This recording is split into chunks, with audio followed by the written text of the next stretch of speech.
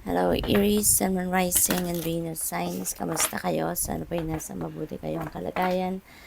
Welcome back po sa Star Tarot. Kung bago kayo dito, welcome din kayo. Thank you for your support.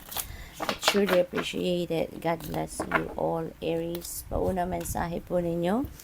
Open up to your spiritual gifts. Remember that your true nature is spiritual and not physical. The angels are sending you messages to guide your soul's growth. So, ngayon, siguro, Aries, ang karamihan sa inyo, you're going to embrace na your spiritual gifts, no? Maaring alam na ninyo, maaring handa na rin kayo, no? Na gamitin or i-embrace talaga yung, yung mga spiritual gifts na binigay sa inyo ng universe.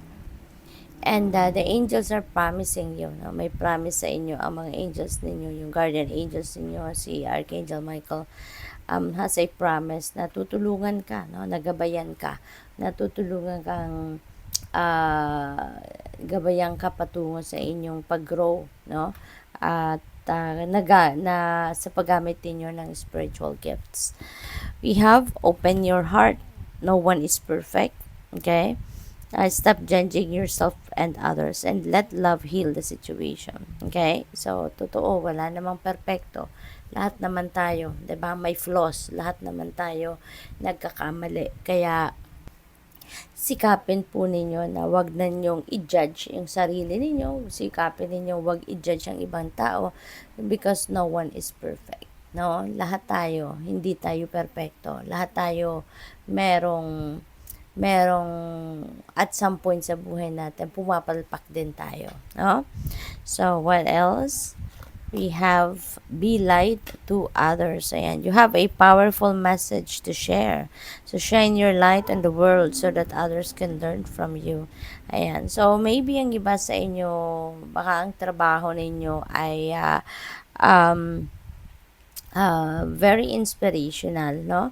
Kayo yung nagsisilbing inspirasyon ng mga tao, kayo siguro yung sandalan ng mga tao when they need some help in any shape or form, when they need some help pagdating sa paghihingi ng gabay, paghihingi ng guidance, no? So, maaaring kayo yung nilalapitan, kayo yung pinupuntahan, ano?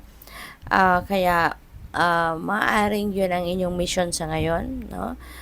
Para maghatid ng mensahe para sa mga tao, ikaw yung magiging conduit siguro, no, ng universe na sa pamamaraan mo or through you, ikaw yung mag-share, no, ng liwanag, no, sa mga tao sa paligid niyo. Ikaw yung magiging inspirasyon nila. Maybe you are going to share your wisdom, you're going to share your knowledge, your learnings and life din na natutunan niyo in the past. So, what else? We have take control of your thoughts, okay? Your thoughts are creating your reality. Have faith and stay focused on the outcome that you truly desire, okay? So, be aware as well, no, kung ano yung laman ng inyong isip ninyo, ng inyong isip at kasi kung ano yung laman ng isip ninyo, kung anong tumatakbo sa isip ninyo, yun ang nangyayari, 'di ba? Yun ang nagma-manifest sa ating 3D reality. Kaya kailangan na aware kayo of what you are thinking, na sana ito ay lagi lang positibo, na sana ito ay lagi lang nasa tama. Okay? At tingnan natin kung ano pa ang mga messages para sa iyo for today.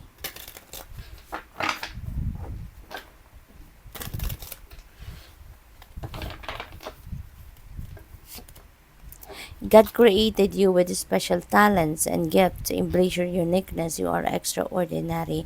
Ayan, napakagandang reminder para sa inyo. Now na God created you with special talents and gifts. At ito na yun.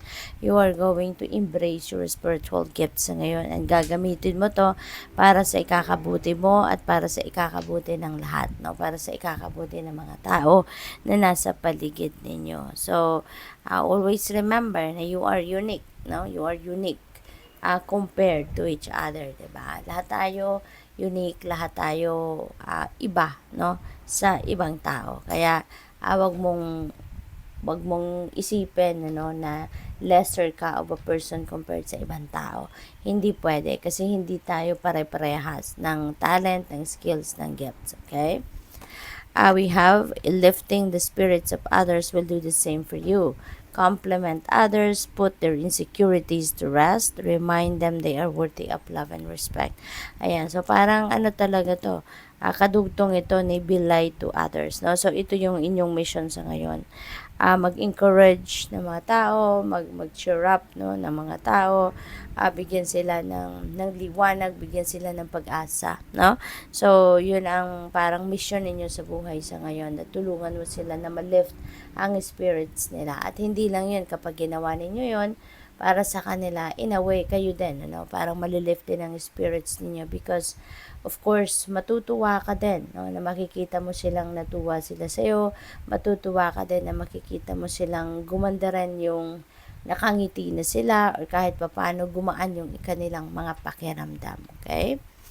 What else? We have when people isolate themselves, don't give up on them. Okay? Always reach out and offer kindness. Kasi mahalaga no na suportahan natin ng mga taong ganito.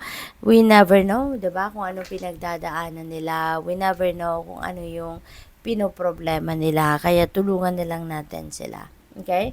Wag ninyong sukuan ang mga taong ganon.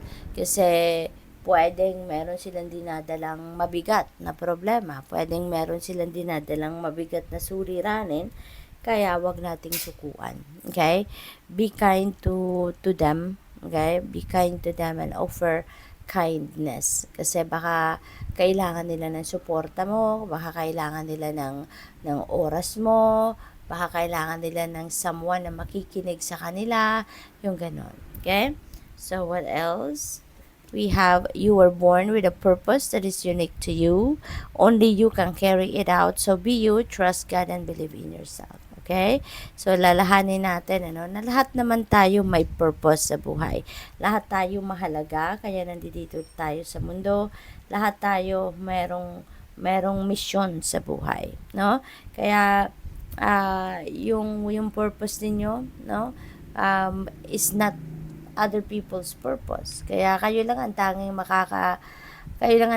makaka-fulfill ng purpose na yan. Kaya kailangan na gawa natin ng paraan, i-carry gawa natin ng way para ma-carry out natin kung ano man ang mission natin sa buhay. Okay?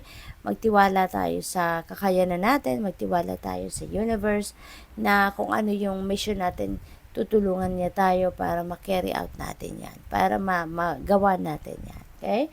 So, good luck sa iyo. Thank you for watching. Love and light. Namaste.